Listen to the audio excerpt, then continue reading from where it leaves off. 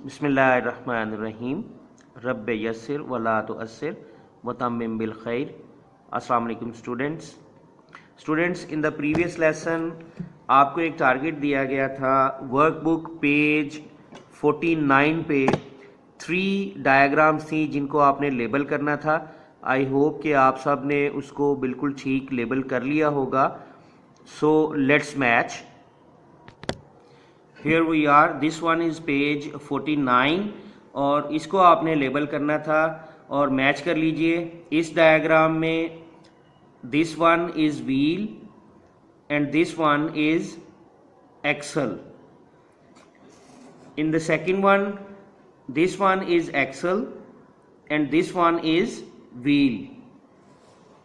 और ये जो थर्ड डायग्राम है इसमें यहाँ व्हील आना है और इस बॉक्स में आप लिखेंगे एक्सल। आई होप कि आप सब ने इंशाल्लाह बिल्कुल ठीक किया होगा, लेकिन अगर किसी को करेक्शन की ज़रूरत पड़ती है तो इसको बिल्कुल ठीक कर लें। और जिन्होंने ठीक किया है वेरी वेल डन, आपने बहुत अच्छा काम किया। Very good, very nice.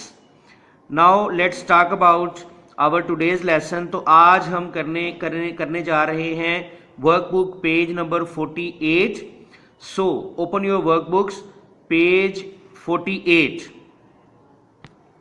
Okay students, this one is page 48 of your workbooks and we have 2 questions here on this page. Extend your thinking के 2 क्वेश्चन है हमारे पास। क्वेश्चन नंबर 1 है a door knob is a wheel and axle. How does it work? हमने बताना ये है कि एक जो डोर नोब है, आपने डोर्स के ऊपर देखा होगा कि आप इस तरह की एक नोब लगी होती है, डोर नोब। उसको हमने क्या करना होता है, जब हमने अपना दरवाज़ा जो है वो डोर ओपन करना होता है तो हम क्या करते हैं, हम उसको पकड़ के क्या करते हैं, घुमाते हैं। ठीक है, उसके ऊपर फोर्स लगाते हैं बेसिकली। तो ये कैसे काम करता है इसका हम आंसर भी देंगे और इसकी टेक्निकलिटी को समझ भी लेंगे कि ये किस तरह से ये व्हील एंड एक्सल है और ये काम कैसे करता है। तो handle of door knob works as wheel. अब ये जो डोर नोब का हैंडल होता है ये कैसे काम करता है, ये व्हील है हमारा। जैसे व्हील और एक्सल में हमने कहा था ना कि एक चीज व्हील है और दूसरी एक्सल है जिसके साथ वो फिक्स होते।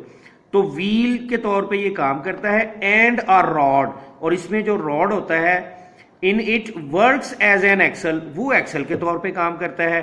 अच्छा, अब हम करते क्या हैं, we apply force on the wheel. हम क्या करते हैं, इसके ऊपर फोर्स लगाते हैं। ठीक है जी, टू टर्न द एक्सल, और फिर एक्सल जो है वो टर्न होता है। एक्सल जैसे ही टर्न करता है तो हम डोर को ओपन कर लेते हैं। तो इस अंदाज में ये क्वेश्चन आपने राइट डाउन करना है, लिखना है इसको। और उसके बाद है सेकंड क्वेश्चन हमारा। Second question is when you let water into a bathtub what kind of machine helps you open the tap. तो बड़ा आसान सा सवाल है। उसने हमसे पूछ लिया कि जब हम बाथ टब में पानी जो है वो डालते हैं या छोड़ते हैं, उसमें पानी ऐड करते हैं, तो किस किस्म की मशीन है जो हमें टैप को ओपन करने में हेल्प करती है। तो ये तो हम पहले भी पढ़ चुके हैं, हमने ये एग्जाम्पल में भी पढ़ा था, daily examples of wheel and axle में। तो ये व्हील एंड एक्सल ही है, फिनोमिना वही जो है वो इसमें काम करता है हमारे टैब में। ठीक है जी, तो हम बड़ा आसान सा इसका जवाब दे देंगे, छोटा सा, व्हील एंड एक्सल। बस इतना ही जवाब आपने इसका देना है। तो वर्कबुक पेज नंबर 48 पे 2 क्वेश्चन हमने सॉल्व किए।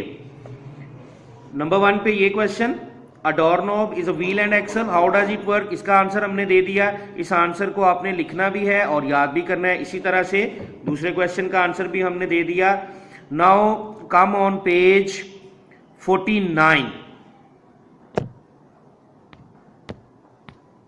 Students, you can see we have an activity on this page, page number 49.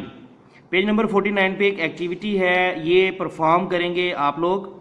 How does screw driver, और उसके बाद आपने ये जवाब देना है इस क्वेश्चन का कि how does screw driver work like wheel and axle, कि एक स्क्रू ड्राइवर जो है वो व्हील एंड एक्सल की तरह किस तरह काम करता है। तो आप करेंगे क्या, आपने क्या करना है, आपने एक लेनी है फोमिंग शीट। एक फोमिंग शीट ले लें जिसको आप स्टाइरोफोम शीट भी कहते हैं। आम जुबान में छोटे बच्चे जो हैं वो उसको मे बी ये समुंदर की झाग वगैरह का नाम भी दे देते हैं, वो आपने लेनी है। और एक लेना है आपने स्क्रू ड्राइवर और एक स्क्रू लेना है। ये आप देख सकते हैं, ये एक स्क्रू है हमारे पास, इस तरह से आपने भी एक स्क्रू लेना है।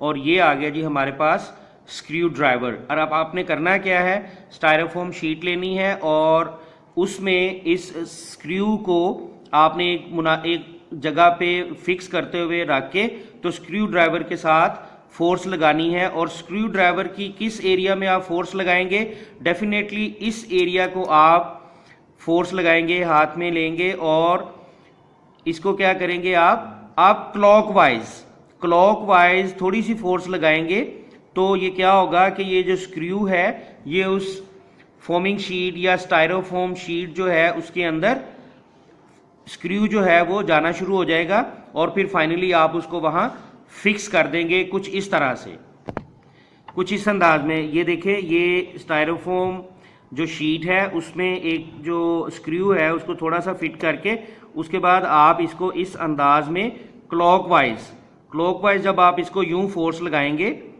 क्लॉकवाइज, एंटी क्लॉकवाइज नहीं, क्लॉकवाइज आप फोर्स लगाएंगे तो ये इसके अंदर जाना शुरू हो जाएगा। तो इस अंदाज में ये आप देख सकते हैं, ये आपने क्या किया, इसको फिक्स कर दिया, लगा दिया, ठीक है जी। और जब इसको आपने खोलना होगा तो आप क्या करते हैं, एंटी क्लॉकवाइज इसको आप यूं मूव करेंगे तो ये बाहर आ जाएगा, लाइक दिस। ये देखा आपने, एंटी क्लॉकवाइज हम इसको मूव कर रहे हैं तो ये बाहर की तरफ आ रहा है। क्लियर है जी। इस तरह से आप भी एक्टिविटी करेंगे, इसको खुद से करके देखेंगे, लेकिन जब आप ये करें तो किसी बड़े को आपने अपने साथ लाजमी ले लेना है ताकि किसी किस्म की चोट ना लग जाए। अब इसके बाद आप क्या करेंगे, आंसर आप लिखेंगे इस क्वेश्चन का। तो हमने जो देखा, जो किया, उसके मुताबिक आंसर लिखेंगे। The broad part works as a wheel and narrow acts as the axle. A small force on wheel provides a bigger force. हमने यही किया, हमने व्हील के ऊपर थोड़ी सी फोर्स लगाई तो उसने क्या किया, एक्सल को एक ज्यादा फोर्स जो थी वो प्रोवाइड की, axle to push the screw into the wood. अब वुड की जगह हमने क्या यूज किया, हमने यूज की स्टायरोफोम शीट, ताकि आसानी से हम इस एक्टिविटी के जरिए समझ सकें। वुड में थोड़ा सा मुश्किल हो जाएगा, इसलिए स्टायरोफोम शीट आप यूज कर लें। ओके जी, तो ये आंसर आपने लिखना है। और आज की आपकी फिर डायरी क्या होगी, learn and right workbook page number 48 and 49। Learn and right workbook page number 48 and 49, ये आज आपकी डायरी है। Thank you so much. अस्सलाम वालेकुम।